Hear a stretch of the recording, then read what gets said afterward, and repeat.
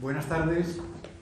En el nombre del director del Real Instituto de Estudios Asturianos, que no ha podido venir, y en mío propio les doy la bienvenida a esta última conferencia, ciclo de conferencia, que va a exponer el botánico por excelencia que tenemos aquí, Álvaro Bueno Sánchez, y que está centrada este ciclo en el patrimonio de jardines en Asturias. En concreto, la conferencia de hoy se centra en el proyecto Nacimiento y Desarrollo del Jardín Botánico Atlántico de Gijón, que ha sido y va a ser presentado lógicamente por nuestro colega José Valdeón.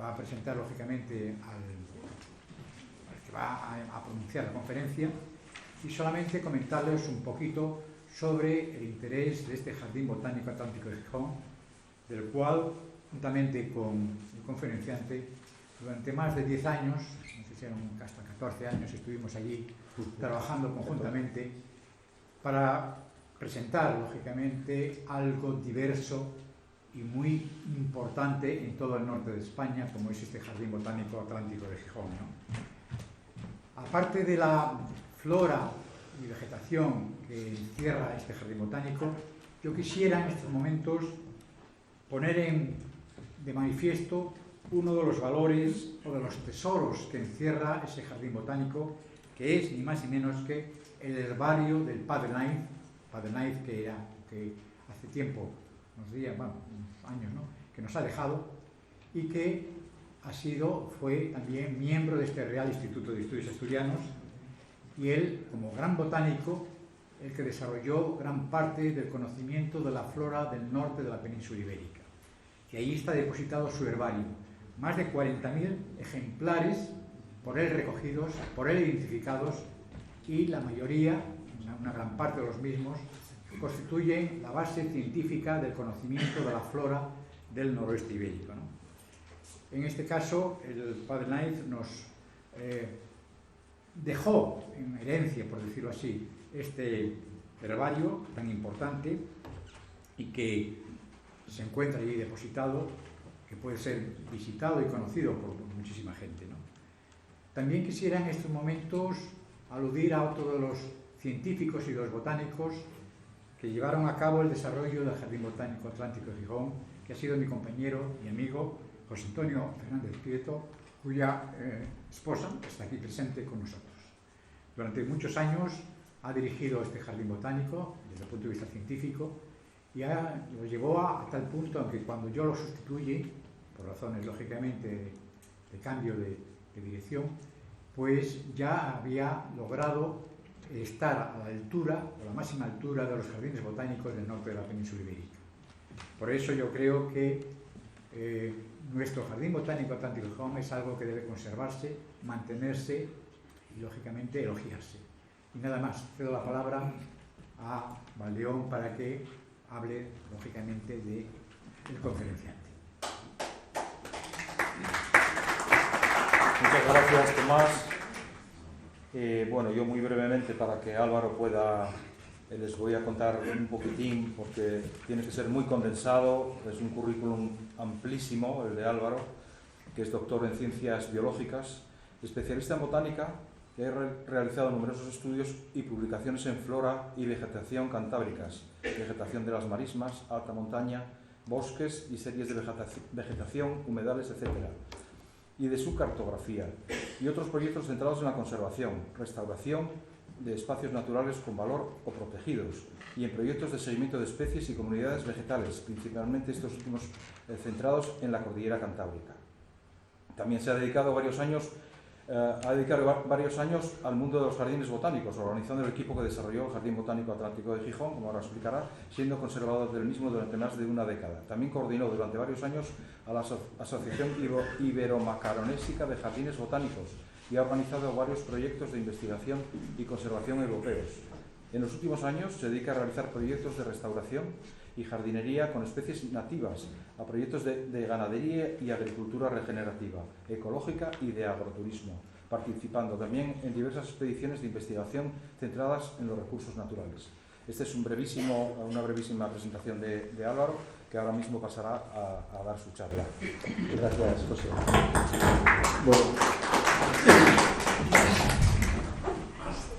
Bueno, buenas tardes. Voy a intentar, tengo una hora para un poco relatar con un poco de calma cómo surgió el Jardín Botánico Atlántico, lo que es, y acabaremos al final un poco hablando también de cómo está y en el fondo también pensando en su futuro, ¿no? Porque obviamente es un proyecto muy querido por todos y que todos intentamos y queremos que algún día se acabe. Un poco los orígenes, la idea del marco temporal del jardín. El jardín se gesta, la idea del jardín, pues, con el hermanamiento de Gijón con la ciudad de La Habana, en los años 90. Y hay que decir que realmente la persona que sugirió que por qué no hacer un jardín botánico en Gijón fue Churruca, Jesús Montes Estrada, concejal de Izquierda Unida en el Ayuntamiento de Gijón durante muchos años. Precisamente en una visita cuando se mandó Gijón con La Habana, una visita al Jardín Botánico Nacional de Cuba. El Jardín Botánico Nacional de La Habana es uno de los grandes jardines botánicos que hay en América, es un jardín excepcional, hecho en los años de poderío de Cuba, cuando tenían el dinero soviético, y con un paisajismo hipermoderno. O sea, realmente es una instalación muy buena, lo que pasa es que, como todo Cuba, en declive porque se quedaba sin el gas que alimentaba aquello. Pero ahí hay una foto de Churruca precisamente en el Jardín Botánico de La Habana y una foto de esos años de Paz, la alcaldesa de Gijón, con Ángela Leiva, la directora del Jardín Botánico de La Habana, ya fallecida, que años después me tocó trabajar con ella en más de una ocasión porque tuvimos un convenio con el Jardín Botánico Nacional de varios años. Bueno, entonces en ese momento empieza la idea en Gijón de hacer un jardín botánico y lo primero que se hace, un poco por la afinidad de Izquierda Unida, gobernaba en Córdoba la ciudad, entonces pues Churruca tiró en Córdoba había un jardín botánico reciente hecho allí, entonces pidieron un anteproyecto al Jardín Botánico de Córdoba en una comisión en Gijón, en donde, como es normal, se pidió también opinión al catedrático de Botánica de la Universidad de Oviedo, Tomás Díaz. O sea que Tomás está en el origen también de la idea desde el principio, ¿no? Porque Tomás, para el Ayuntamiento de Gijón, asesoró un poco a ese anteproyecto.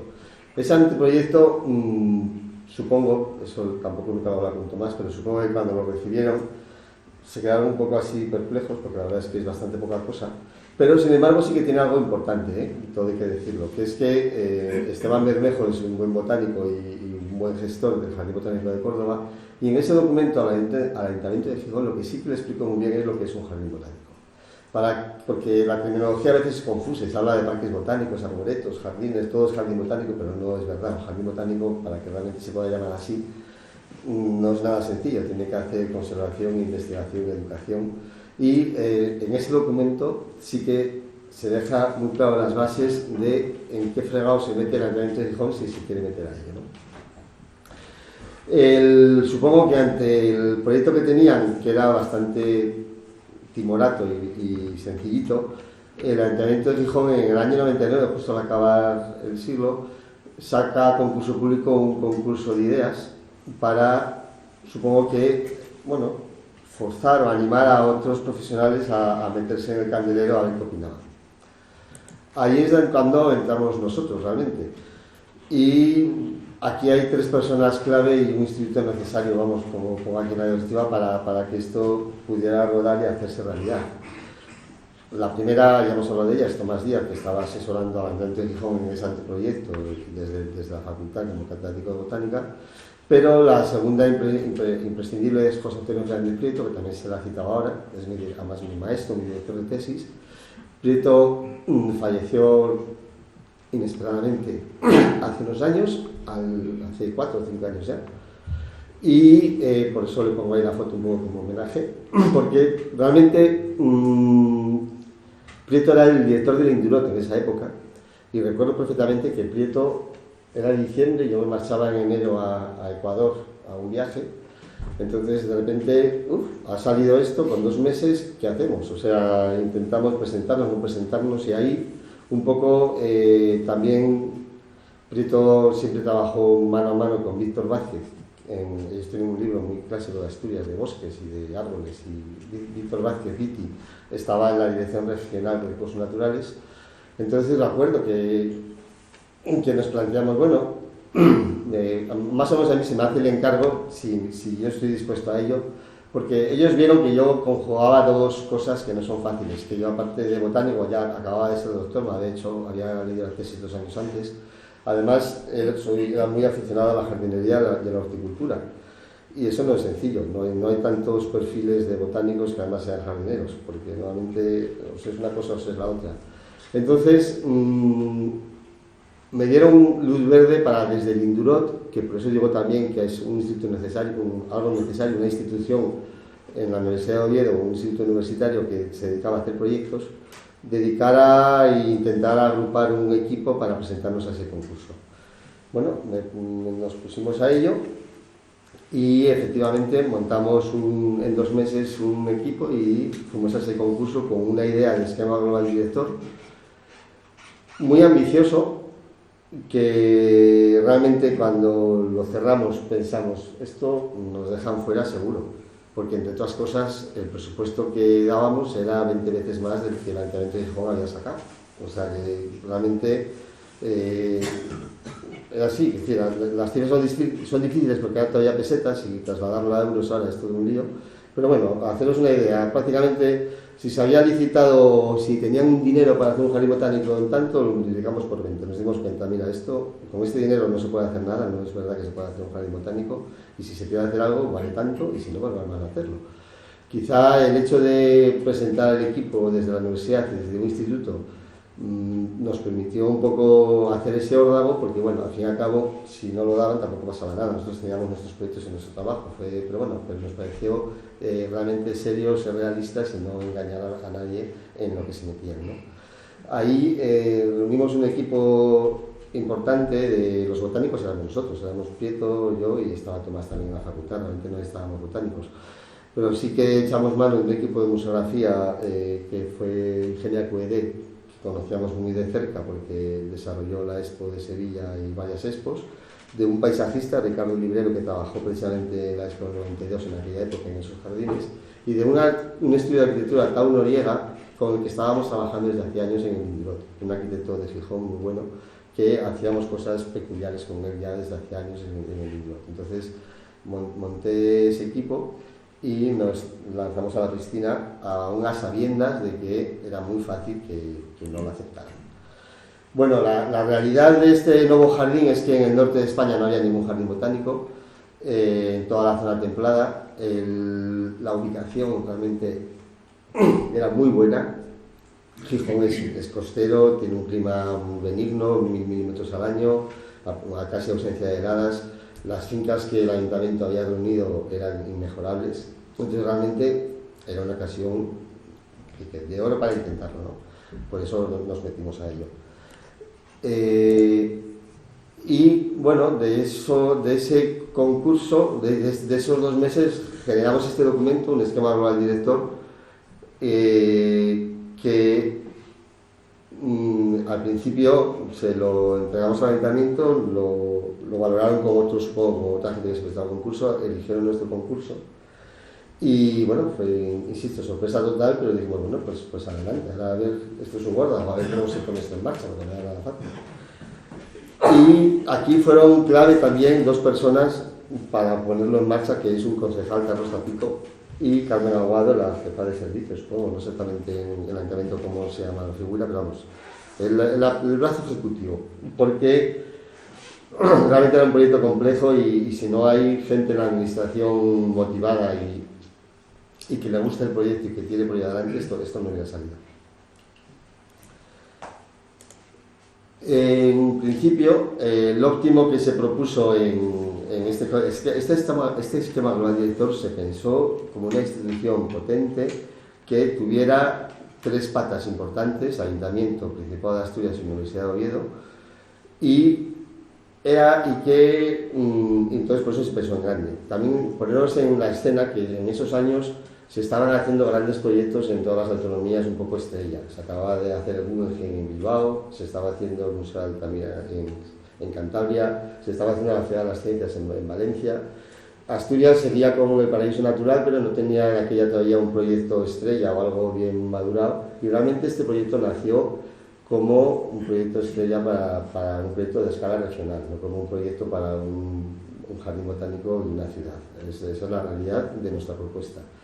Y pudo ser posible también por el apoyo del Principado y el apoyo de Víctor Vázquez, que estaba allí y que vio que era una ocasión de oro también, porque, entre otras cosas, estaban ya también gestándose todas las competencias, y las competencias de conservación de flora son de ámbito autonómico. Eso es precisamente el Principado el que las tiene. Entonces, realmente, montar un jardín botánico en una región que su función principal en la investigación y la conservación tiene que ser la conservación de flora, no se puede hacer a espaldas de quien tiene las competencias, esa es la realidad. Entonces, por eso también nosotros éramos conscientes de que era imprescindible que el Principado estuviera en el ajo. El Principado apoyó el proyecto al principio mucho, puso dinero, consiguió dinero europeo, y por eso fue posible arrancar este proyecto en Gijón. La localización, bueno, voy a ir rápido aquí porque yo creo que es un jardín de todos conocido, pero vamos, está en esta zona de Gijón, en la zona del centro laboral. Insisto que luego ha habido ya más jardines en el norte de España, pero cuando empezamos éramos el primero, no había ninguno en la España templada. En el contexto de ciudad también el sitio es inmejorable, estaba cerca de la desembocadura de Piles, en el corredor verde de la ciudad que se estaba haciendo, con una senda, la senda Peña Francia, que vertebra todo ello, justo enfrente, al lado del campus universitario, enfrente de la villa de conocimiento que se estaba gestando entonces del polígono tecnológico. Realmente la ubicación era muy buena, porque es una zona de la ciudad con mucho equipamiento científico-tecnológico, y encajaba perfectamente que ahí hubiera un jardín botánico, ¿no? Cerca de Montedeva y demás. O sea, tenía mucha coherencia. Entonces, nosotros, precisamente, en este esquema de global director fue cuando decidimos, porque pensábamos en un proyecto ambicioso y que saliera de lo local, llamarlo Jardín Botánico Atlántico y no Jardín Botánico de Gijón. Fue la primera decisión importante que tomamos al hacer el esquema global director, y que no era una decisión baladí ni pequeña, en una región como esta, en donde son todas ciudades peleándose unas con otras, y aquí estoy yo, quiero esto y quiero lo otro. Y tampoco fue fácil conseguirlo, pero el ayuntamiento lo entendió que tenía que ser así. Y por otra parte era la ocasión, era el primer jardín en el norte de España botánico que se hacía. Tenemos un clima templado atlántico, estamos volcados al Atlántico. El jardín se gestó también en colaboración con La Habana, con Cuba, entonces realmente tenía todo el sentido el intentar montar un centro especializado en la flora y vegetación del Atlántico Norte. Y el logotipo se eligió pues porque el género Quercus es un género que es precisamente el ártico, que ocupa todo el hemisferio norte, y las ondas es el océano Atlántico, el puente entre el viejo y el nuevo mundo. Estábamos un poco con esta concepción. Y se pensó en hacer un jardín que representara 6 grandes biomas, 3 del viejo mundo y 3 del nuevo mundo, para que tuviera un discurso especializado en torno además a flora y vegetación. Los jardines tradicionalmente eran generalistas, pero también éramos conscientes que en una autonomía como Asturias, pequeñita, intentar hacer un jardín botánico que compita con el de Madrid, con Kew Garden o con el de Chicago era absurdo. Entonces pensamos en ir a un jardín especializado que pudiera ser el mejor en esa temática. Y de ahí nació un poco la especialización como jardín botánico atlántico.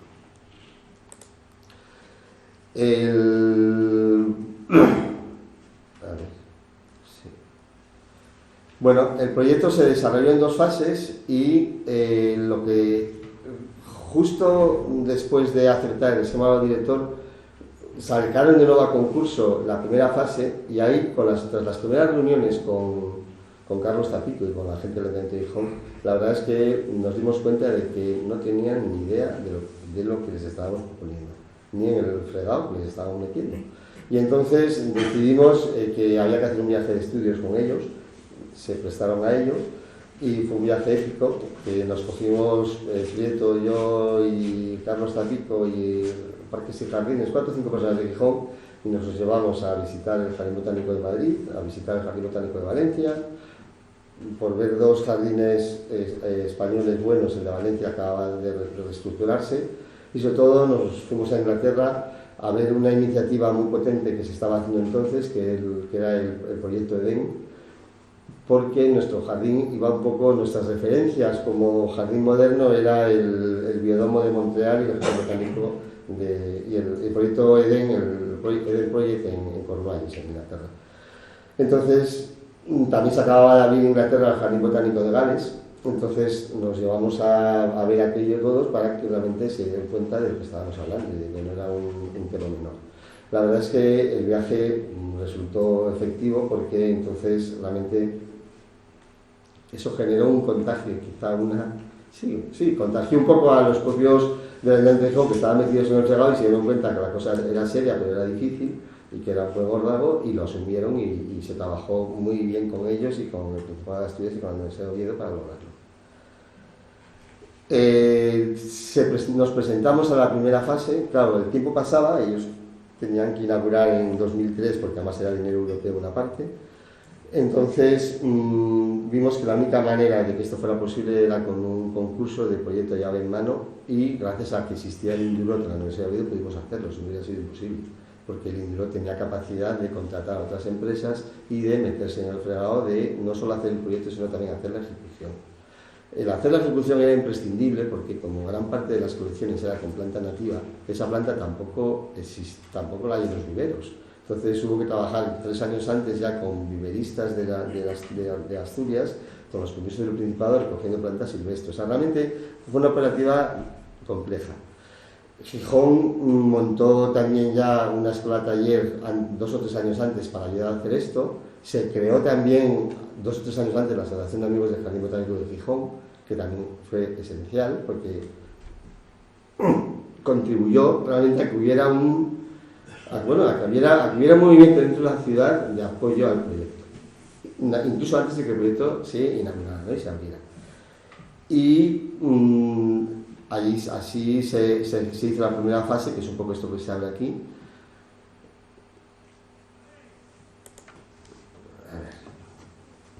Si el jardín son 4 áreas temáticas, se planteó que habría que tener una zona. El jardín incorporaba los terrenos que tenía Gijón para hacer el jardín, incorporaba un jardín histórico ya existente, el de la isla, que era un jardín histórico que había hecho Florencio Valdés en la isla, se llama.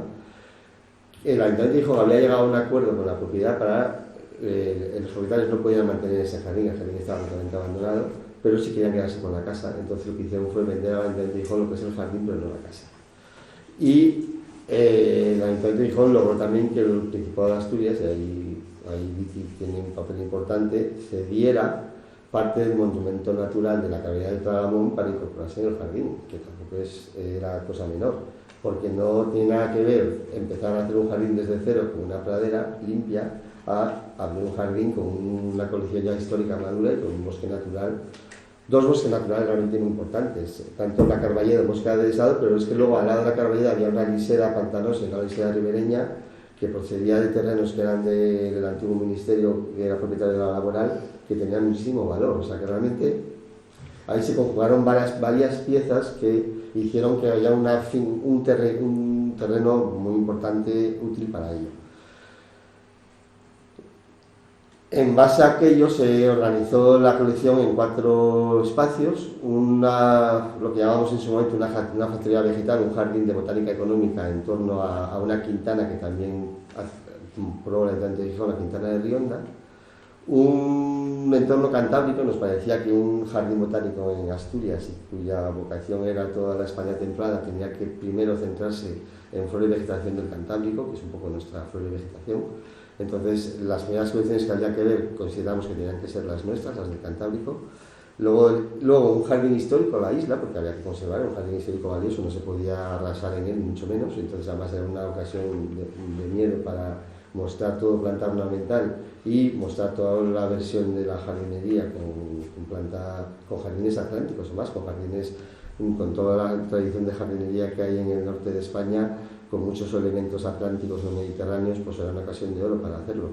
Y luego, en torno ya al disponer de ese bosque natural, esa carballera, el Tragamón, esa alisera, y luego todos terrenos despejados enfrente, fue cuando se nos ocurrió montar lo que llamamos un itinerario atlántico, ese paseo por 6 biomas del Atlántico Norte, dado que 2 ya los teníamos ya un bioma, el templado europeo, teníamos ejemplos magníficos allí, y con la idea además de no mostrar las plantas en plan sistemático, por familias ni por uso, sino más bien por cómo viven en la naturaleza, por ecosistemas. Ese era un poco el leitmotiv del jardín. Y bueno, ahí nos lanzamos he recuperado una imagen de bocetos y de proyectos, a una zona de presentación, claro, esto está enfrente a la laboral es súper potente, se ven todas las fotos. Entonces realmente también era imposible trabajar sin tener en cuenta la laboral, porque es que está ahí. Entonces ahí, con Ángel Noriega, la verdad es que, bueno, se encajó bastante bien, porque se hizo una propuesta de unos cubos que encajaban muy bien desde el jardín con las torres de la laboral, los tejados de la laboral que están enfrente. Y como el jardín eran 4 áreas, se plantearon hacer 4 cubos de cristal, cada cubo tuviera la planta emblemática de cada área como logotipo, y esto luego jugaba con la laboral que está detrás, y que esto hiciera, cuando siempre fuimos conscientes que si algún día el jardín se acababa, y cuando se acababa el jardín, esto era un jardín que se visitaba en un día completo, en más de un día, no es un jardín para visitar en 2 horas, entonces era útil una zona de presentación que la gente que llegue supiera lo que puede ver y luego decidiera dónde ir, pero que no pensara agotar la visita en ese día, porque es imposible, como ocurre con los grandes jardines botánicos, ¿no? Los objetivos era un reclamo visual también desde fuera y un poco eso, dejar claro cuáles son los contenidos del jardín que se intenta visitar. Ahí están las torres de cristal y el muro. Lo primero que se visitaba es el entorno cantábrico. Efectivamente fue el jardín que creamos, que en la primera fase se hizo primero solo una parte de plantas de bosques, pequeñita, una hectárea con 25, pero la verdad es que se hizo una colección muy interesante, muy didáctica, que reúne los diferentes tipos de bosques que hay en el Cantábrico y sus orlas y sus etapas de sustitución, fundamentalmente centrados en matorrales y aulagares, que son un poco los 2 grandes tipos de matorrales que hay en las diferentes series de vegetación cantábrica. Estos son un poco bocetos de proyecto. Tenemos todo, no lo he comentado, pero vamos, todo el jardín lo vertebra el río Peñafrancia, lo cual también era un reto y una complicación. El río Peñafrancia nos servía un poco también, en el fondo, para separar las colecciones del Viejo y del Nuevo Mundo en el itinerario atlántico y para poder tener bosques de ribera diferentes a lo largo de Peñafrancia. Era también una complicación, porque había una senda ahí hecha peatonal, la senda Peñafrancia, que hubo que trasladar a otro sitio. O sea, no fue fácil en la apuesta y realmente ahí se apostó fuerte por ello todas las instituciones que se implicaron en el asunto. Nos interesaba mucho mostrar la relación de los suelos con la vegetación. Estos son perfiles de suelos. Esto es un boceto de lo que queríamos hacer. Luego esto como se trasladó en museografía a unos perfiles de suelo que mostraban los diferentes suelos de los diferentes bosques. Estamos hablando de este sector de aquí, del esquema director. Y luego la verdad es que se fue concibiendo todo un jardín muy didáctico, pero además muy pensado como una herramienta para aprender, en donde de estas colecciones luego se hicieron las guías de colección de los bosques cantábricos, se hicieron prácticamente esa colección, es una colección ya más, es un pequeño arboreto donde están todos los árboles y arbustos del Cantábrico y cualquier estudiante podría ya aprenderlos. Luego se hicieron conjugadamente excursiones botánicas, hacían excursiones botánicas por toda la región con la Asociación de Amigos del Jardín Botánico, con la gente que se iba a apuntar, lo que llamamos las rutas cantábricas guiadas. O sea, realmente, y luego había también elementos de museografía, hay en el jardín elementos de museografía que desarrollaban estos contenidos. O sea, era un modelo, realmente ha sido el único jardín en España que conjugaba una oferta de museografía importante con divulgación a la vez, porque ya es un jardín ya moderno, ¿no? Esto es un poco recuperando información, pues esto es de un congreso que llevamos a Lisboa cuando estábamos haciendo el proyecto, un poco cómo surgió la idea de hacer una zona de aulagares y de brezales precisamente para mostrar los diferentes tipos de matorrales de distribución de los bosques cantábricos. Este es un poco el boceto de las diferentes colecciones, de los reales encinales de la zona cantábrica, de la zona de matorrales, y esto es lo que se hizo en los primeros años, se inauguró en el 2003. Toda la planta que se utilizó aquí, gran parte de ella fue planta de origen silvestre que conseguimos en Asturias y que muchas de ellas directamente el equipo científico del interior desde la universidad íbamos a por ella, porque con permiso del Principado a recolectar semillas, esquejes o planta viva que luego llevábamos a Gijón a la Escuela Taller Jardín Botánico que estaba funcionando, y la Escuela Taller de Gijón ya la aclimataba, la multiplicaba y fue la que preparó la planta luego para hacer la plantación. El arbolado, tiramos de un vivero de árboles, un vivero asturiano que tenía mucha experiencia, y tuvimos que comprar algún árbol grande porque no se puede inaugurar algo todo con cosas pequeñas, pero bueno, fue gran parte de la planta que se utilizó aquí es planta de origen silvestre y con localidad conocida, lo cual la convierte en una planta importante para un jardín botánico luego en el futuro. Esta es una foto ya de unos años después precisamente del entorno cantábrico, de los aulagares y de los betales detrás. La verdad es que han pasado ya, pues el jardín cumplió 20 años, hace 22 años o 23 desde que se inauguró. Se inauguró, no lo dije, el 25 de abril de 2003. El 25 de abril también era una fecha muy emblemática, es la Revolución de los Claveles para muchos de los que estamos aquí. Y era un jardín botánico, entonces, bueno, la fecha la eligió el Ayuntamiento de Gijón, supongo que con doble sentido, que no por nada era Izquierda Unida quien había propuesto la iniciativa, ¿no? Pero vamos, todos le cogimos el guante de intentar abrirlo el 25 de abril. Entonces, por eso es una fecha que es fácil de recordar cuando se inauguró. Posteriormente, una vez ya el jardín estaba abierto, hicimos una ampliación del entorno cantábrico para que estaba ya previsto en el esquema del director, para meter lo que son todas las series de vegetación no ligadas, no forestales, lo que es la alta montaña, dunas, marismas y turberas, porque en este tipo de medios hay mucha planta amenazada en la región y este jardín es un jardín de conservación, en definitiva. Entonces, esta colección del entorno cantábrico oeste se hizo ya como el jardín abierto desde el propio equipo científico y aprovechando también las tesis doctorales que se estaban desarrollando en el jardín.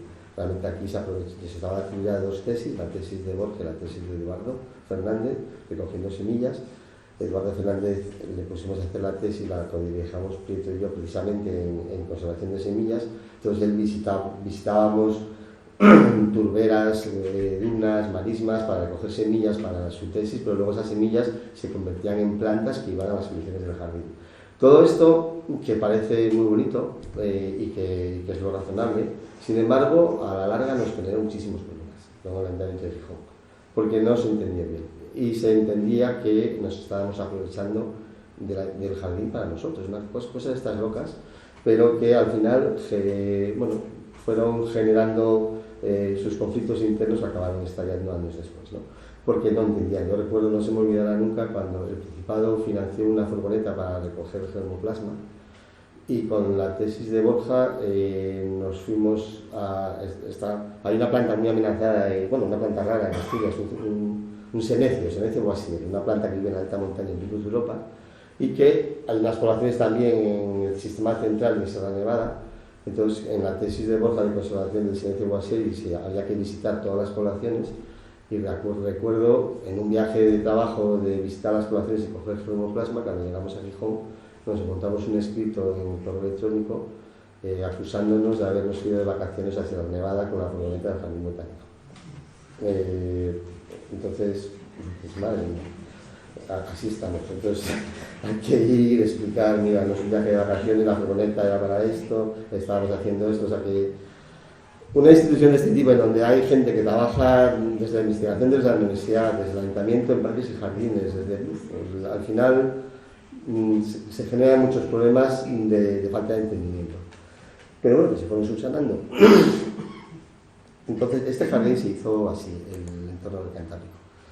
Estos son unas dunas. La verdad es que este jardín fue un exitazo total y se ha visto incluso ahora en estos años de abandono que ha habido en el jardín, como estas colecciones han sobrevivido bastante bien, porque realmente esto se hizo, no fue nada, fue muy complejo. Esto se hizo aprovechando arena de los dragados del puerto de Gijón, poniendo en contacto, bueno, poniéndose en coordinación con costas, o sea que, bueno, son telares complicados, no es hacer un jardín cualquiera. Lo que pasa es que estábamos en buena posición para hacerlo, porque efectivamente también desde Lindrot había mucho apoyo luego para todo ese tipo de contactos y bueno, y al final se hicieron. Se hizo también unas dunas, esta colección, toda la planta es todo de origen silvestre, se hizo de semilla. Esta es la duna hace 2 años, con Malcomia Victoria floreciendo, que está bastante bien, realmente está muy bien lograda. Esta es la zona de turberas, una rocalla pico-europeana. Aquí llegó a haber una colección muy importante de plantas de picos de Europa, porque estábamos haciendo tesis en picos de Europa a la vez, en prioritario. Luego, la estructura de todo esto sigue siendo bonita, pero desgraciadamente de aquí se ha perdido muchísima planta los años que el jardín estuvo sin equipo científico. Estuvo casi 4 años aquello desarbolado, entonces se perdió muchísimo y bueno, se podrá recuperar, pero va a costar.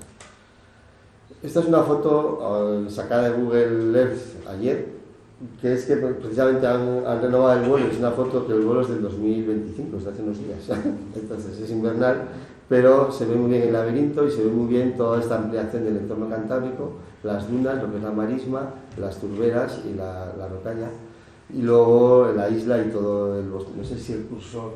Ah, no, el cursor no veis el cursor, ¿no? No, es que eso tengo que hacer así. Ahora sí. Ahora sí. Sí. Vale. Bueno, estas son las dunas, las marismas, estas son las turberas y esto es el jardín al día de hoy en Google, visto aéreo desde Google Earth.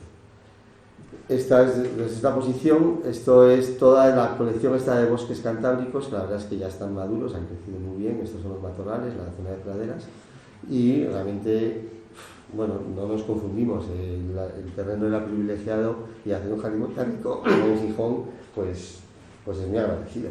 La verdad, no es lo mismo hacer un jardín botánico en Gijón que en Albacete, porque aquí el clima ayuda y todo crece muy rápido. La otra parte del jardín que hablábamos era la factoría vegetal. Esto era un jardín de botánica económica. Esto fue un ejemplo muy bonito de cómo el equipo multidisciplinar que pudimos montar funcionó muy bien. Porque aquí, el paisajista era Ricardo Librero, los botánicos nosotros. Ricardo, bueno, como pasa en estos proyectos que ilusionan tanto, al final decidió quedarse a trabajar en el propio jardín botánico al acabarlo y se quedó a trabajar hasta que lo dejaron unos años. Luego, por conflictos miserables que tampoco voy a describir porque no va a ninguna parte, que acabó yéndose, la acabaron echando. Y fue, la verdad, los primeros 10 años, prácticamente, los primeros 8 o 9 años, el equipo que se montó funcionó muy bien. Estaba aquello como una locomotora, logramos poner realmente en la vanguardia de los jardines botánicos en España, pero luego ya desde el año 2014 aquello ha ido en declive y ahora veremos cómo remonta, ¿no? Ricardo al final se volvió a trabajar a Sevilla y entonces la posibilidad de generar los nuevos espacios con el equipo interno se perdió. Ricardo seguimos trabajando juntos en proyectos, él es un tío muy imaginativo y él, cuando le contamos un poco y queríamos una colección de frutales y demostrar los ejemplares de origen silvestre, los cultivados, pues ideó toda una plaza. Una colección de frutales es lo más aburrido que hay, porque en invierno se van las hojas y comprenderéis que aquello es una pomarada en invierno, o sea, no hay quien distinga un almendro de un pomar, de un cerezo. Entonces había que darle un poco de chispa a esa colección para que fuera divertida. Y no todos los frutales sabemos más el origen silvestre de ellos. Algunos realmente son difíciles o son las propias plantas silvestres que las que se están cultivando para producir frutas. Entonces ahí se generó una plaza cuadrada una plaza cuadrada con unas fuentes que a un lado dejábamos lo que son todos los frutales cuyo origen vegetal silvestre es conocido, para poner el ejemplar silvestre en la pirámide, en el vértice, y los cultivares en las bases, y toda una zona desestructurada para todas las especies que realmente se desconoce el origen silvestre de ellas. Entonces, bueno, pues en reuniones hablando de estas cosas en proyecto, Ricardo pensaba con bocetos, en ideas, luego entre Ángel Noriega y nosotros también lo mirábamos. Al final fue el típico proyecto multidisciplinar que funcionó bien porque se trabajó muy imbricados todos en ello. Luego, la propia Quintana separaba lo que es el viejo del nuevo mundo. Aquí estaba la colección de frutales americanos y aquí hicimos también una colección de huertos del viejo mundo y de huertos del nuevo mundo. Todo ello jugaba luego como museografía, en la Quintana, una colección de hierbas y simples y un invernadero que hubo proyectado para hacer aquí. Esto es en lo que consistió la factoría vegetal. En lo que consiste. Aquí recuperé, que esto habrá gente que no lo conoce mucha gente, y sospecho que en el Ayuntamiento de Gijón los responsables actuales no saben ni que existe, aunque yo se lo he dicho ya más de una vez. Este fue un invernadero precioso que había proyectado Ángel Noriega para hacer en esa parcela, para poder tener bajo cristal los frutales tropicales americanos, todo lo cubano y lantillán y todo esto. Un invernadero no se llegó a hacer en su momento y quedó ahí el proyecto, pero luego años después, cuando salió aquel plan en Ñeloco, ni nos preguntaron, pero cuando tuvimos ocasión dijimos que el proyecto bueno era este, porque estaba ya el invernadero hecho y era asequible, pero no quisieron hacerlo, y al final yo creo que el proyecto estará en algún cajón del Ayuntamiento de Gijón. Espero que no hayan perdido porque es un proyecto bueno. Está realmente para licitar. De un invernadero de pequeño tamaño, y este es el boceto de Ricardo de la espiral para el jardín de hierbas y simples, que también después de discutir lo que queríamos se le ocurrió la idea de la espiral, con la idea de en el centro poner todas las plantas psicotrópicas y fuera luego los diferentes usos, y hacer un jardín de plantas medicinales comparando un poco las plantas medicinales del viejo y del nuevo mundo, que se usan para los mismos usos, para el corazón, realmente todo el proyecto es un proyecto muy bien cerrado y con sus componentes de museografía dentro. Esta es una foto de los huertos del viejo mundo, con riegos, imitando un poco los huertos clásicos del Mediterráneo con ladrillo. Esta es una foto de Google Earth actual, en donde se ve bien aquí la zona más cartesiana, más recta de los huertos del viejo mundo, y aquí los huertos del nuevo mundo, un poco imitando las terrazas andinas, de huertos más desestructurados, un poco como era el territorio, ¿no? La verdad es que han pasado años, está el jardín bonito, los huertos estuvieron más bonitos de lo que están. Estas son las pirámides, fotos de las pirámides. Este es el boceto del proyecto de paisajismo antes de desarrollarlas. Todas las pirámides funcionan como una gran fuente que ahora funciona de nuevo, hay que decirlo, estuvo varios años estropeada, pero en los últimos 2 años sí que el nuevo equipo que está en el jardín está intentando recuperar lo posible de las cosas, y las fuentes vuelven a funcionar. Estuvieron paradas varios años, pero ahora vuelven a funcionar. Otra foto como decía antes, la laboral siempre está presente, de las pirámides, de la fuente de las pirámides con los frutales. Esto amarillo que está en primer florido es Isatis Pictoria, es una de las hierbas pictorias, porque esta es la colección de plantas útiles para textiles, la que estamos viendo por enfrente, y este es el espanto. Esta es la Quintana, que realmente se rehizo, estaba la panera, estaba en condiciones deplorables, pero se rehizo entera para albergar la museografía. Una foto reciente, y aquí se ve bien en esta foto actual como los frutales del nuevo mundo, con una estructura totalmente distinta, más desordenada, han crecido muy bien, se han desarrollado, y es una arboleda preciosa y ahora de todos frutales americanos. Esta es la espiral de hierbas y simples, con una foto reciente de dron. La verdad es que se mantiene bien, tiene buenas colecciones de plantas, se ha perdido alguna cosa, pero vamos, esto en general no es de lo que peor se mantiene, y la estructura se ve que ha resultado muy atractiva y funciona muy bien.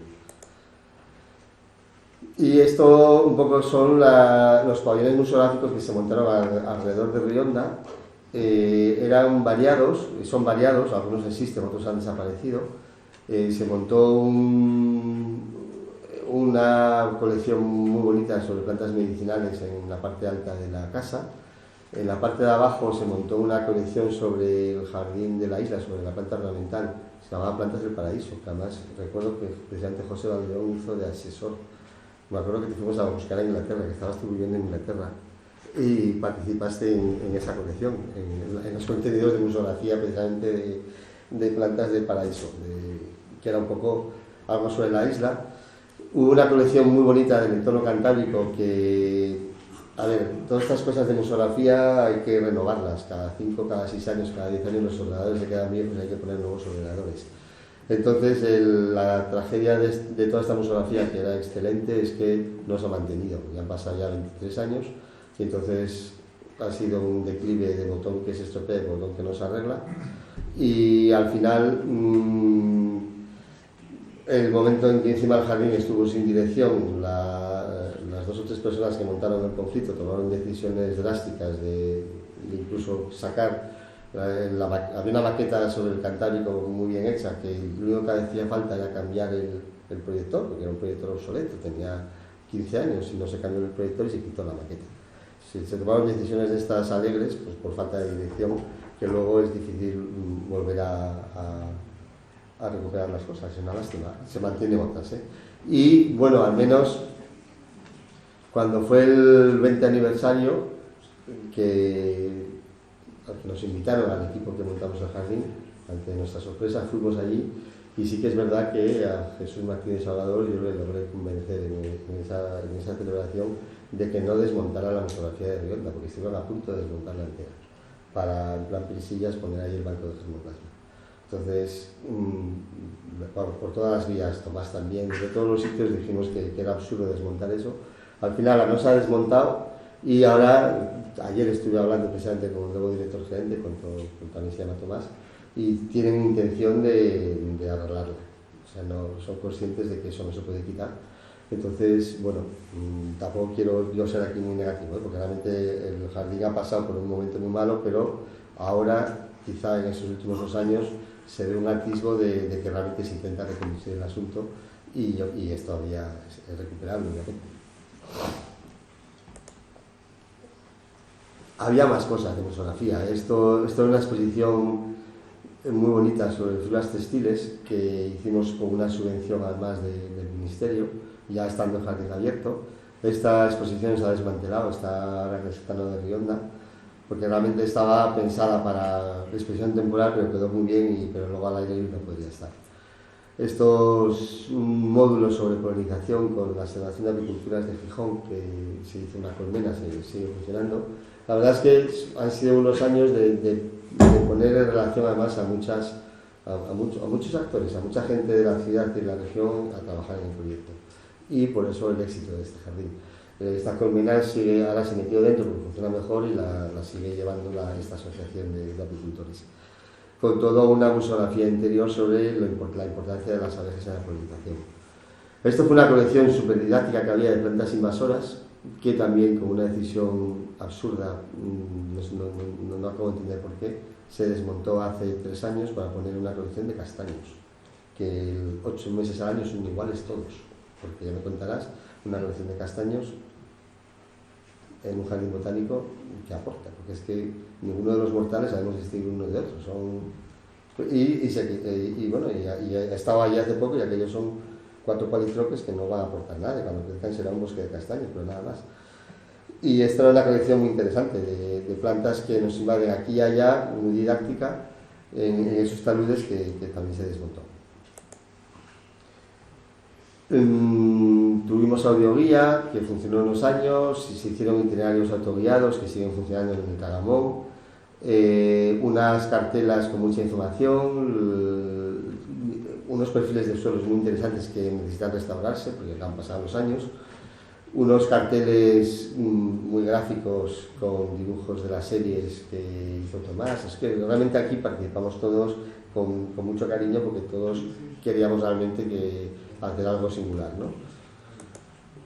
En estos años, bueno, esto no es una mala iniciativa. A mí al principio no me gustaba la idea porque una cafetería en un jardín botánico hace falta. Realmente la que había era un caos porque esto fue una cosa provisional.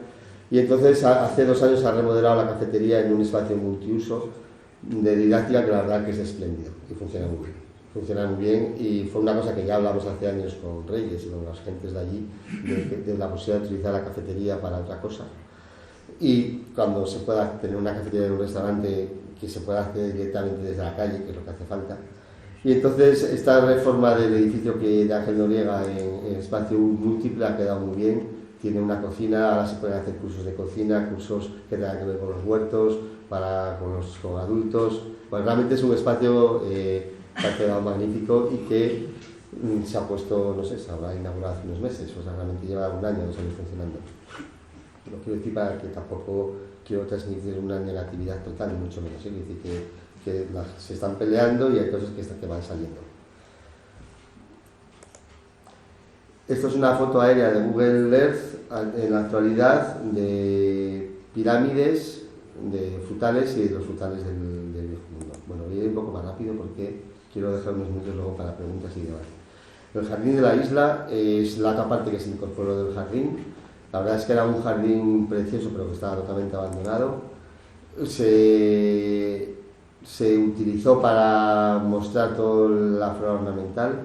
Se hizo un trabajo también con escuelas taller y con planes de empleo muy, muy minucioso. Esta es la casa de Florencio Valdés, que quedó fuera del jardín y que precisamente habréis leído en la prensa recientemente que ahora hay la oportunidad de comprarla, porque en su momento el propietario no quería venderla.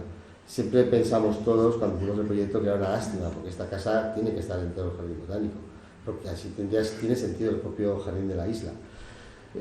Ahora, bueno, parece que la familia sí que quiere venderla, el ayuntamiento ya ha llegado a un precio, pensábamos que se iba a comprar el año pasado, al final no pudo ser, por lo visto, por cuestiones presupuestarias, pero a mí ayer mismo me trasladó el director general actual que están en ello y que se intentará comprar cuanto antes, es decir, que no es un proyecto para nada abandonado. Entonces la verdad es que si el Ayuntamiento de Gijón logra comprar esta casa, es un sitio magnífico para montar el banco de germoplasma, el herbario, el restaurante, o sea, para un montón de instalaciones que realmente no hay donde ubicar. Y aquí sí que tiene acceso a más independiente, con lo cual sería reforzaría mucho lo que es las instalaciones de este futuro jardín, si algún día llega a acabarse. Entonces esperemos que realmente se pueda materializar esa compra en el futuro. En estos años se restauraron todos los sistemas hidráulicos, la noria es nueva, esto lo hizo también, participó gente de ingeniería de Gijón hidráulica, realmente mucha gente. Aquí monté una colección de lechos arborescentes muy bonita en torno a todas estos humedales, y se respetó toda la erección de plátanos con luz nocturna. Bueno, estos son todo imágenes del jardín de la isla que voy a pasar. Se restauró esta mesona, esto es una mesa de piedra, una única pieza que había en una cosa de camelias, se restauró para la apertura del jardín, ahí está. Se hizo una pequeña colección de bonsáis que está funcionando todavía, se hizo una rocalla con planta ornamental que no funciona mal del todo. Se metió una colección en la parte del jardín que parecía más japonés, una colección de artes muy bonita que en otoño son preciosos, que hace palmatum en torno a los estanques. Y bueno, se siguen podando en topiaria los tejos que había, o sea, el jardín de ahí está la casa, realmente sigue siendo una pequeña joya enclavada en el jardín botánico y que esperemos algún día pueda realmente formar parte del jardín. El itinerario atlántico es la gran parte del jardín que falta por desarrollar, que va a ocupar la superficie. Son 6 colecciones de 6 biomas. En este momento se ha desarrollado el bioma templado europeo, aprovechando como os comenté antes la caballería del Tragamón y la lisera. Se hizo el bioma boreal europeo años después, que ahora está magnífico, y hicimos, lo último que pude hacer yo allí antes de la ruptura, fue el bioma boreal americano. Fue el último proyecto que hicimos, un proyecto botánico que hicimos Tomás y yo, y luego el desarrollo lo hicimos desde dentro también con escuelas taller, con Joaquín, impresionante cómo trabajaron, y fue el típico jardín que se pudo hacer se pudo trabajar todavía con la inercia del equipo que se había generado. Falta por desarrollar el bioma mediterráneo, el templado americano y el tropical caribeño. Estas son imágenes muy rápidas del pabellón de Carlos Linneo. Este pabellón, en su momento, cuando había una empresa de gestión, Jardín Bote de Gijón S.A., que llevaba Ana Casino, que yo considero que fue un error deshacerse de esa empresa siempre. Este pabellón, Ana Casino, consiguió que lo pagara IKEA, que no es pequeña cosa, ¿eh? Quiero decir que realmente cuando el jardín era el aniversario de Linneo, entonces le contamos a IKEA, me acuerdo de ir a ver con Ana a IKEA a ver a los responsables, a contarles que Linneo era sueco y que hicieran el favor, y al final pues funcionó. O sea, y ahí dentro hay una colección muy bonita sobre el Iter Laponicus, sobre el viaje de Linneo a Laponia, que cuenta un poco los contenidos del Boreal europeo, que ya es un jardín que está bastante maduro. El proyecto también es de Ángel Noriega en la arquitectura. Este es el Boreal europeo ahora, con todos los bosques templados boreales ribereños, las humedales, la turbera, la charca, Young, desde la cueva, la cascada, o sea, todo esto son imágenes del Boreal. Esto ya es un pequeño bosque de pino silvestre que hay dentro del pabellón, que está muy bien, está realmente ya cogiendo forma, con sus plantas, el bosque de Picea, del Boreal. O sea, realmente esto ya nos da un poco una idea de cuál es el proyecto global del jardín. Lo que pretendemos es esto, en el Litoral Atlántico, es intentar generar 6 paisajes de estas 6 zonas bioclimáticas diferentes para poder hacer un recorrido por el Atlántico Norte, ¿no? El Boreal europeo ahora permite un poco darse cuenta de cuál es la idea, porque ya han pasado unos años y el jardín se está desarrollando muy bien. Esto es Arcangélica, una de las angélicas del Boreal europeo, metido con sotobosque. Estas son fotos recientes, de hace 2 o 3 años. Bueno, de la cavidad de Tagamón voy a pasar rápido, simplemente que se incorporó al jardín. Dio la oportunidad de tener además, porque la cavidad del Tagamón, una parte era propiedad de la isla y otra parte era pública, era del Principado. La parte que era propiedad de la isla era en casa de So, y es un bosque natural, y la parte pública era de Sada. Entonces esto nos permitió, desde el punto de vista didáctico, enseñar muy bien lo que es un bosque manejado, una dehesa, de lo que es un bosque natural. Y se aprovechó para el clima templado europeo. Ahí están fotos del Tagamón. Esto fue la liseda ribereña magnífica, que se hizo una buena pasarela. Ahora está también, no se ha mantenido, no sé cómo está ahora, no fui estos días por allí, pero los últimos años estaba cerrada, no se podía acceder a ella, porque no se llegó, claro, el tiempo pasa y las cosas hay que cuidarlas, ¿no? En el bosque de los niños, en una zona del Tagamón que no tenía uso, en la esquina donde había mucho ruido, se hizo un pequeño lugar para los niños, un proyecto precioso, con el último proyecto que hizo Ricardo Librero en el Jardín de Paisajismo, con un cuélebre, con libélulas, con cartelas específicas que hicimos nosotros para los chavales, un anfiteatro que hizo también Ángel Noriega. Esto funciona muy bien. Este bosque fue un proyecto también que se hizo a pulmón, con medios propios del jardín, y que fue realmente, y lo puedo decir sin ningún problema, este proyecto fue el que provocó que echaran a Ana Casino, así de claro. Además por las cosas más mezquinas, por pura envidia, por envidia interna de parques y jardines como el Jardín Botánico Atlántico. Esas miserias son las que al final hacen que un proyecto de estos vaya tan despacio.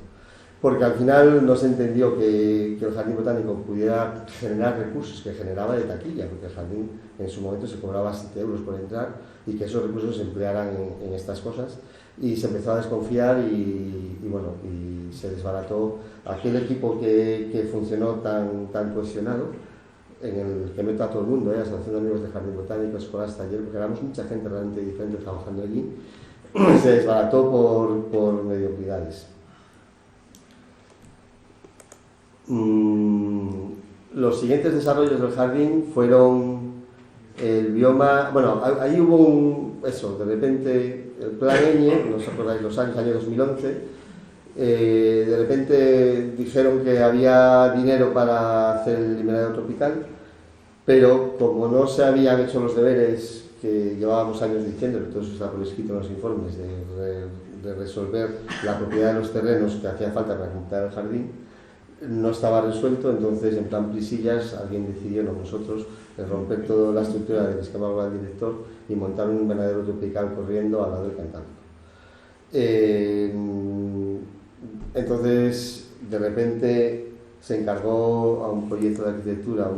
Nosotros hicimos el proyecto botánico, lo estábamos haciendo ya, en colaboración con el Jardín Botánico Nacional de La Habana, Y se editó, está editado, se hicieron varias expediciones a Cuba para trabajar con ellos en cosas de conservación de flora, pero ahí se recogió mucha semilla, se trajo mucha semilla de Cuba a Gijón, que las exploras taller la multiplicaron y se generó planta.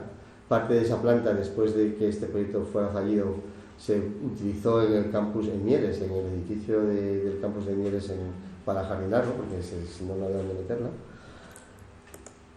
Este es el proyecto de ese invernadero, que no era mal proyecto, el proyecto es bonito, lo que pasa es que era una ubicación errónea, porque además no es mal que no se hizo, porque ahora se ve con las fotos aéreas que hubiera estado en sombra a la mitad del año, porque estaba muy cerca de la lisera es donde esto se quería hacer, donde luego hicimos la ampliación del Cantábrico, que es lo que estaba en el esquema director.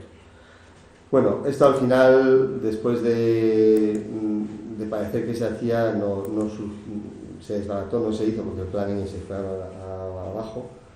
Y entonces, eso fue la época de Zapatero, y entonces pues ahí quedó el proyecto. O sea que el jardín ahora tiene 2 proyectos ya hechos. De todas formas, para que no se olvide, está el proyecto del invernadero de la factoría vegetal y está este proyecto del tropical caribeño. Para si algún día se completa, ahí están los proyectos, que tampoco esto no caduca. Y no es un mal proyecto. Este proyecto lo teníamos poniendo todo ya diseñado con las plantas y todo para desarrollarlo, pero no se desarrolló. En cambio, nos pusimos a hacer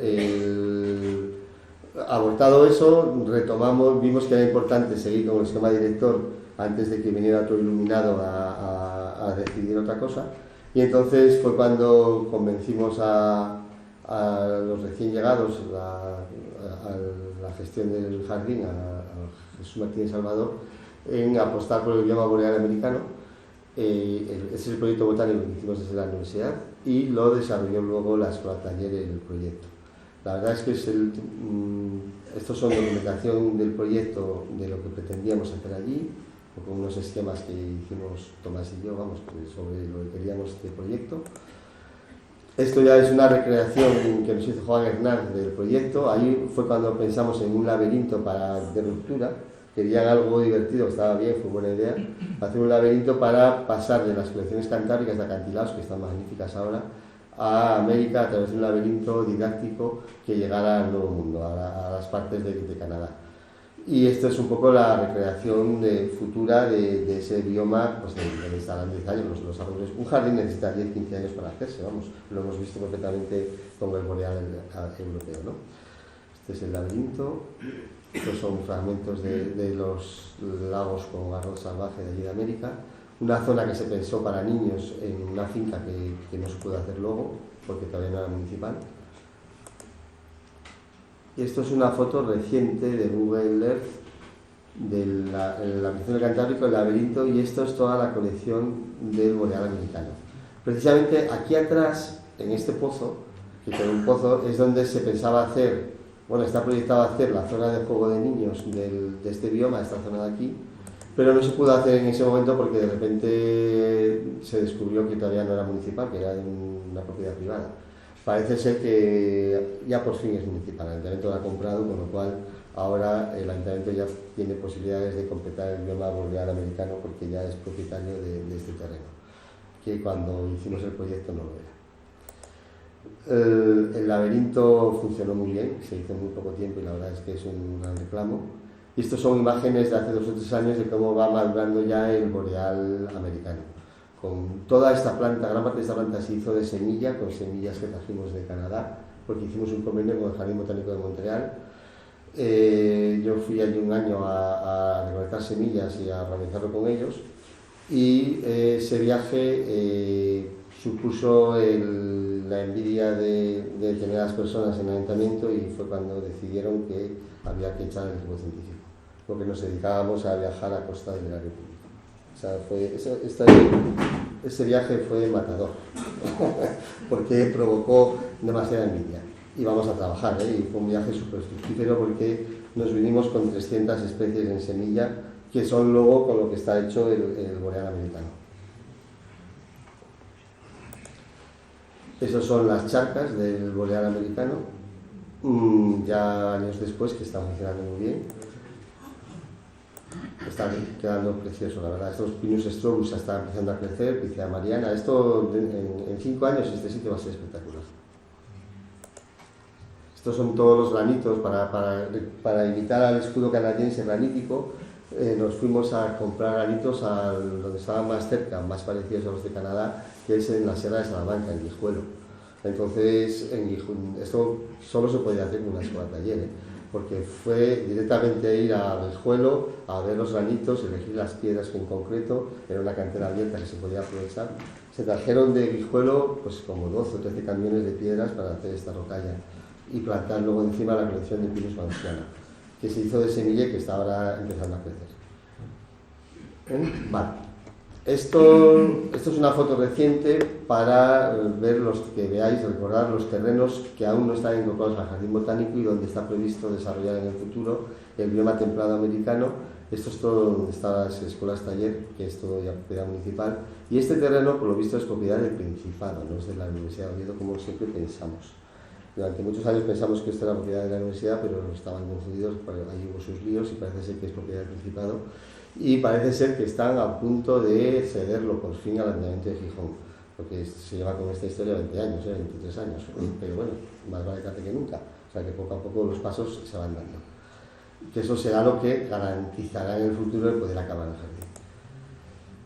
Bueno, educación, formación, son todo cosas que se hacen en el jardín. En los años gloriosos se hicieron mucho mejor que ahora se están retomando ciclos de conferencias, ahí tenemos a Tomás dando una conferencia en la foto.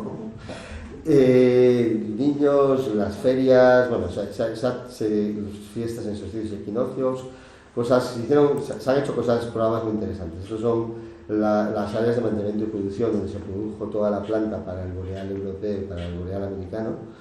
Esto estaba en ruinas, se estaban estropeando hace 4 años, pero también hay que decir que el ayuntamiento los acaba de restaurar. Estuve en ellos antes de ayer y acaban de restaurar todos los invernaderos por dentro y el nuevo director gerente, que además sabe de plantas y le gusta, tiene intención de volver a poner a funcionar todo lo que es el área de viverismo, que es esencial. Un área de viverismo, si no, no hay un jardín botánico, porque la mucha planta hay que generarla internamente, si no, no está en el mercado, ¿no? Entonces sí que estemos conscientes de que esto es imprescindible y se acaba de restaurar. Otros servicios han desaparecido, la cafetería se ha quedado solo debajo de la panera, pero ya digo que se le ha dado un buen uso. La librería especializada agoniza y la tienda de recuerdos también, porque realmente no encaja, la gestión del jardín botánico no encaja, como mi opinión es que no encaja con una gestión municipal en este momento. Ese es el problema que hay. Investigación, bueno, pues hubo una ruptura, estuvo varios años aquello desarrollado, ahora hay un nuevo director científico y un conservador. Soy un poco más optimista ahora porque conservador desde mayo está Luis Carlón, que es un muy buen botánico. Trabajó con nosotros toda la vida, es además el que trabaja con el padre Laín y con el Mario Laín. Luis probablemente sea de los mejores botánicos que hay en este momento en Asturias y es una suerte tenerlo de conservador en Gijón. Entonces eso da cierta esperanza a que se pueda reconducir el asunto, la verdad. Yo con Luis le he visto recientemente varias veces y él sí que tiene mucho interés en hacer las cosas bien. Pero bueno, se han paralizado muchas cosas. Los documentos del Jardín Botánico se paralizaron, el banco de germoplasma sigue invernado, el banco estuvo a punto de desaparecer por unas inundaciones por negligencia del anterior equipo. Y bueno, ahora hablaremos en 5 minutos de ello para dar paso. El equipo científico está ahora metido en un proyecto interesante en Flora Cantábrica, que están desarrollando online bueno, la verdad es que esto está todavía no está todavía en abierto, pero yo lo estuve antes de ayer buceando, me dieron el enlace, y la verdad es que es un viejo proyecto que teníamos y que se está haciendo ahora, lo está desarrollando Borja con su gente en Mieres, para meter toda la flora cantábrica, todas las comunidades de vegetación y hacer un buscador para ayudar a los equipos profesionales a saber un poco cómo crear las patas. Estuve viendo y tiene buena pinta, pero bueno, está en desarrollo. A ver, quería acabar un poco dando mi opinión, porque conozco bien el tema desde el principio, de qué ha pasado, qué pasa y qué puede pasar en el futuro. Creo que en el esquema del director ya dijimos que el óptimo era una estructura implicada entre Principado, Ayuntamiento y Universidad de Oviedo. porque este jardín botánico es un jardín, si Almunia se quiere acabar y queremos que funcione como tal, le queda grande a una ciudad, es así de claro, o sea, le queda grande, por mucho, y más una ciudad asturiana, que esto no es ni Nueva York, ni Montreal, ni París, que es Gijón. Y porque además la conservación de la flora es una competencia autonómica, no es una competencia municipal, entonces es que pinta un ayuntamiento pagando un banco de germoplantas, es que no tiene ni pie ni cabeza. Vamos, pues esto llevamos 20 años diciendo, y está por escrito por todas partes. La realidad es que el Principado ha abandonado el jardín, esa es la realidad. O sea, la realidad actual del jardín y de esos polvos, estos lodos, es que la estructura actual es esta. El Ayuntamiento de Gijón es el promotor y gestor y sigue siendo él solo. El Principado colabora puntualmente en alguna cosilla, pero totalmente desinvitado, y la universidad está ahí, bueno, con un convenio frágil, muy frágil, haciendo lo que puede, intentando ayudar porque el proyecto lo ve como propio, porque al final, efectivamente, si no es por la universidad esto no sale imposible, vamos, y pretende que algún día se acabe, pero la situación actual es esta, y así esto tiene mal futuro. El nuevo equipo científico está intentando volver a montar un castillo de naipes como el que ya montamos hace años, pero un castillo de naipes con un soplo se derriba, y desgraciadamente las bases siguen siendo igual de frágiles. Hay un convenio que se firma cada 3 años, que no es continuo, el Principado no está metido, intentamos siempre, hubo hasta escrito un convenio a 3 partes, que es como debería de ser, un convenio entre Principado, Ayuntamiento y Universidad para comprometerse a las 3 instituciones a sacar esto adelante. Ese convenio no se ha llegado a firmar nunca, no entendemos por qué, la verdad, porque hubo incluso un momento donde eran del PSOE en Gijón y en el Principado, o sea, que es que ni siquiera dices tú, bueno, pues estos son los políticos que se pelean. No sé, a saber, la realidad es así de triste, ¿no? Esas 3 piezas y este proyecto que nació como un proyecto ambicioso global para el Principado no han llegado nunca a ensamblarse. El proyecto sigue siendo un proyecto que difícilmente rebasa la escala local. Cuando se habla del jardín botánico, casi siempre se en las ediciones de Gijón, se ve la Nueva España, es el reflejo de la región. Tú coges algo que se hace en Gijón en el jardín botánico, sale en la Nueva España de Gijón, pero no es la Nueva España de Asturias. Pues eso te lo dice todo. Es decir, es un proyecto que se sigue viendo como un proyecto local. Y yo dudo mucho que este proyecto algún día pueda acabarse y pueda realmente ser un jardín botánico de verdad solo con el apoyo local.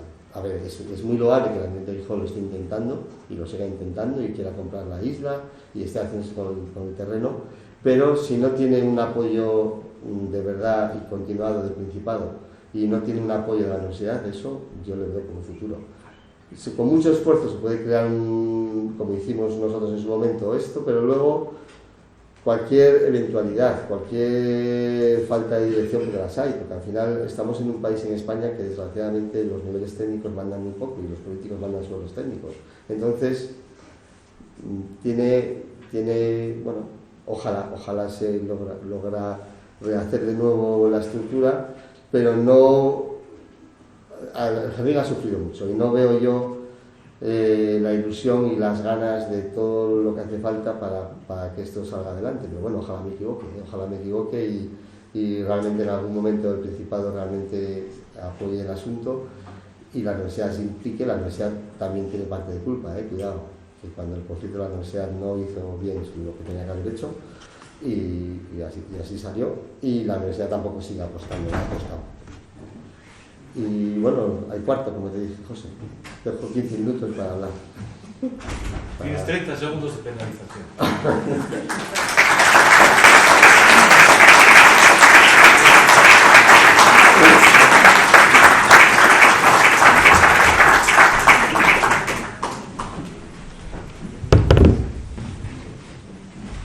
Bueno, ya vemos que forma y fondo el tesoro que tenemos en Gijón y que desde luego trasciende a las fronteras del propio municipio y que es una joya que tenemos que valorar y que desde luego Álvaro, a pesar de todas las cuestiones que hay de fondo, nos ha sabido transmitir ese valor inmenso que tiene. Bueno, como es ya norma general en este tipo de conferencias, a partir de este momento se abre la sesión para si hay alguna pregunta, alguna duda, alguna cosa que quiera manifestar el público, lo puede hacer en estos momentos. ¿Alguna pregunta? Sí. Sí, yo quería saber dónde están las instalaciones, el invernadero y el umbráculo para la multiplicación de plantas del jardín botánico. Mira, eso está, es que eso no lo comenté por brevedad, pero cuando se hizo la primera fase, realmente cuando se restauró la isla, sí, los que sois de Gijón, si recordáis aquello, antiguamente la carretera pasaba por el borde de la isla. Entonces hubo que trasladar una carretera, esa carretera se trasladó y se llevó al otro lado de la Quintana de Rionda y se hizo la rotonda del hospital. Entonces, al hacer esa rotonda, la carretera que rodea, deja a la izquierda toda una parcela con un seto de laurel muy grande que no se ve nada, y ahí están los invernaderos y el área de mantenimiento. ¿Eso se puede visitar? Eso se puede visitar, sí, se puede visitar. No solo, pero bueno, normalmente hay que avisar y se enseña. Y hay a veces talleres, se hacen cosas, de hecho, con chavales se hacen muchos talleres dentro. Y la verdad es que hay unas instalaciones muy buenas. Bueno, la envidia, he de decir que las instalaciones de este botánico son la envidia de cualquier botánico de España.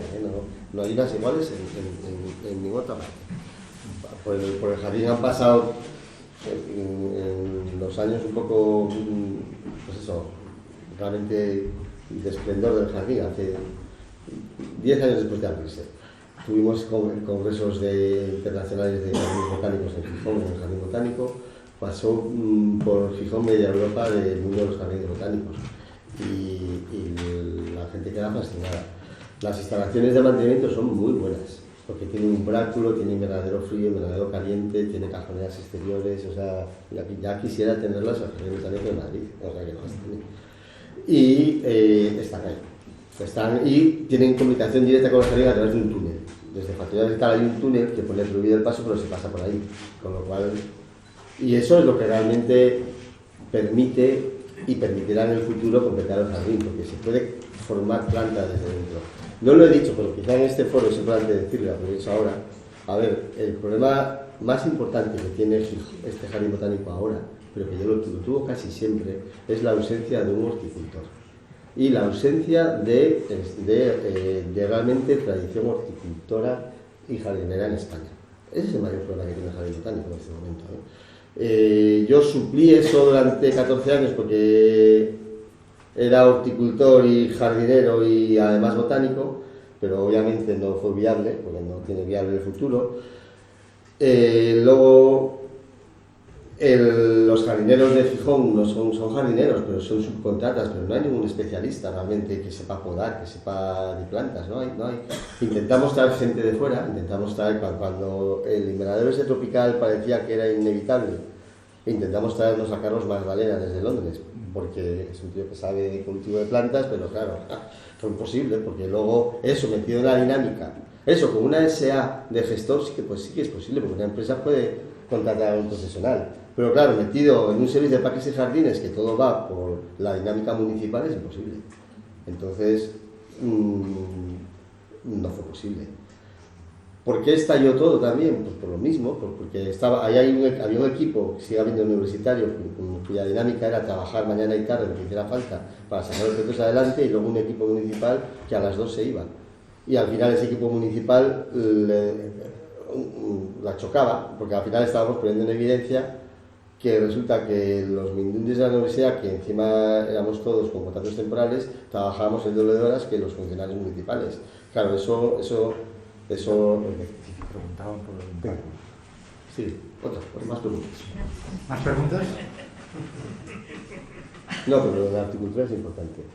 Tener eso en cuenta. Hombre, aquí lo hemos dicho alguna vez y, por ejemplo, el Jardín Botánico Atlántico sería un sitio magnífico, bien organizado para hacer una escuela de jardineros, porque lo que tenemos en las ciudades, desengáñense, no hay jardineros, hay contratas, y además no hay manera de hacer unos cursos de reciclaje donde la contrata esté de acuerdo en que su personal se forme en horticultura, con lo cual no salimos de esa dinámica. Si vemos las barbaridades que vemos de podas, de que se mueren las palmeras por el picudo rojo, y nadie mira para ello. Segar, limpiar la hoja, cambiarles plantines de color un par de veces al año y se acabó. Eso no es horticultura ornamental. ¿Más intervenciones? Sí. Sí, bueno, quiero felicitarte por la conferencia que nos has dado y por darle visibilidad al jardín botánico, que para muchos asturianos es desconocido, y muchas veces pues, nos pasa como cuando los asturianos vamos fuera, conocemos más museos de fuera que los que tenemos en casa, y y la verdad que bueno, he aprendido mucho.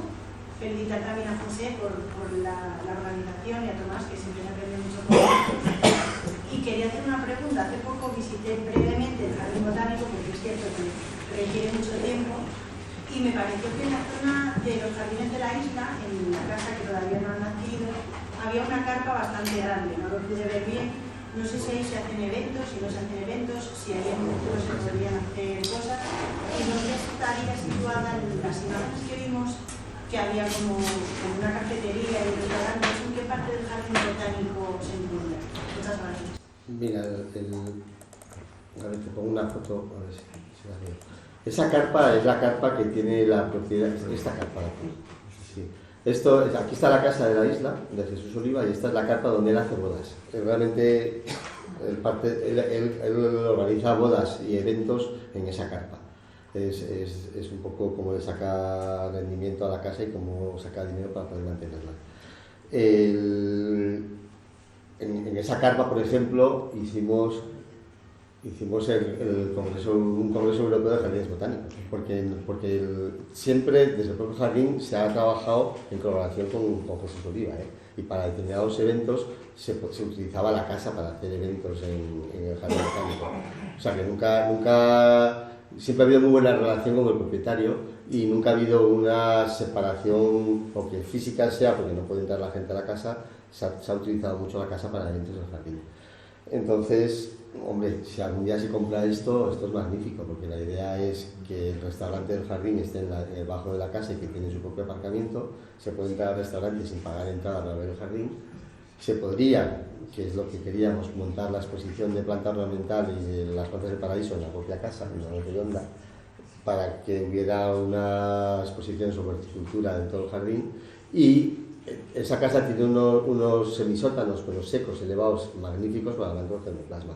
Y para el herbario del Padre Laín, que está allí en precario, y la biblioteca del Padre Laín, que la cedió al Jardín Botánico, está en cajas todavía, porque no hay dónde ponerlo.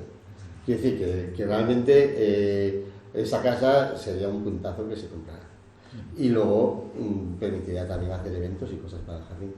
Y encajaría muy bien además la conexión luego con el bosque de los niños aquí. Yo quería aprovechar esto porque, claro, no todo el mundo sabemos qué es, y muy brevemente, y qué importancia tiene un banco de germoplasma. ¿Me preguntas? Sí. Un banco de germoplasma es, a ver, la conservación vegetal y la conservación de las plantas, casi siempre lo que se conserva son las semillas. No siempre, a veces son esquejes, esporas y demás, pero bueno, fundamentalmente son semillas, pero son los propágulos que luego sirven para multiplicar las plantas. Esto es así porque no basta con conservar un ejemplar, se conservan poblaciones para que haya diversidad genética. Entonces, un poco la mecánica de un banco de germoplasma es ir al campo a recolectar semillas de las poblaciones silvestres, pero no de una planta, sino de 30, de 40 individuos, mezclarlas, entonces tener garantía de que tiene la diversidad de la población y tener conservadas diferentes poblaciones. Eso es un poco lo que hace el banco de germoplasma. El del Jardín Botánico se ha especializado en flora cantábrica. Tampoco comenté, pero uno de los retos todavía que queda, pero es que va todo muy lento, es que aún está pendiente, hay todo esto es una ley nacional que ahora por fin arranca después de 10 o 15 años, que hay que hacer centros de referencia en cada comunidad autónoma para la conservación de semillas. Entonces, claro, si realmente el centro de referencia, como siempre hemos apostado, es que sea el Banco de Germoplasma del Jardín Botánico Atlántico, ese centro de referencia o está sustentado por el Principado o no será nunca. Es así. Entonces, quien no lo vea lo hemos dicho por activa y por pasiva. Entonces, y si no, pues perderá Asturias la comba y se quedará sin banco de germoplasma y se acabará muriendo el banco de germoplasma. ¿Más intervenciones, sí?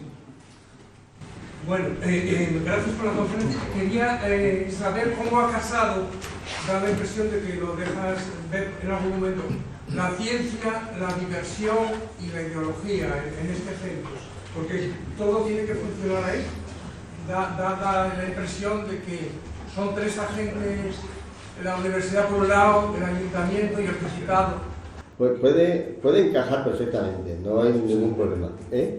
Sí, muy breve, encaja perfectamente. Y de hecho, a ver, lo hemos demostrado nosotros mismos en el Jardín Botánico Atlántico. Los primeros 12 o 13 años de funcionamiento, en el Jardín Botánico Atlántico se ha hecho de todo. Se ha hecho investigación, se ha hecho ciencia, ha habido fiestas, ha habido eventos. Bueno, están ahí los amigos del botánico que vivieron esa época en pleno esplendor colaborando y no es incompatible el uno con el otro.